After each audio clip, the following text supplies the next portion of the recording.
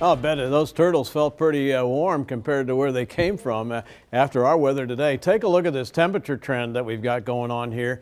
And this is really amazing because it's been cold at night the last few nights, 36 and 39 prior to last night, and even down to 34 there. But we can see temperatures that were up in the 80s a couple weeks ago, and we returned to that today at 80 degrees, morning low 43. So a big swing in our temperature because of dry air, 37 degrees from low to high. But that won't happen tomorrow because the humidity is going to pick up. And unfortunately, though, it's not going to bring any meaningful rainfall. 67 right now. The dew point temperature is still low at 43, but a southeast wind at 10 will put a floor under our temperatures tonight and hold us up about 10 degrees over last night's levels in most of the region. Right now we're at 67, same at Kingsville, 65 in Falfurrias, and 66 in Port Aransas. Our seawater temperature even warmed up today to 61. We're actually about 2 to 4 degrees warmer than this time yesterday. A little cooler out to the west, but that will reverse with the wind coming in off the water, as you can see here with the dog walking forecast looking excellent tonight. If you're going to be out for a jog and don't have a dog, well, it's still going to be nice with temperatures holding in the low 60s and mainly clear skies and a light south breeze at about 5 to 10 miles an hour. Morning low temperatures look like this. We'll drop to 52.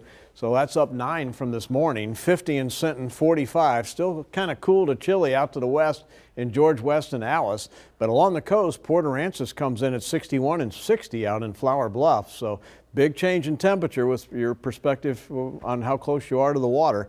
77 will be the high at the Naval Air Station tomorrow, but 81 in Corpus Christi and 84 in George West. Again, we hit 80 today. We're going to have southerly winds really pushing our temperatures higher tomorrow, and not a lot of cloud cover. As you can see here, a few high clouds will skirt the area tomorrow afternoon, but overall very mild. High pressure dominating in the upper atmosphere with mainly dry air indicated in brown on the water vapor imagery. This is so key to our forecast. You need something like this in order to see rain and this, but we never seem to get a low and moisture here at the same time, except the last 2 Saturdays where we did have some meaningful rainfall. So here's the next low. It comes along and passes to our north, and then high pressure builds in. We see a zonal flow out of the west as opposed to the Canadian air, which is bottled up here. We don't see the winds coming from that direction. They're coming from California, so that's why we're not going to cool off a whole lot until we get to early next week. Future tracker shows again we'll start to pick up some high clouds tomorrow. Lots of clouds and a stray shower here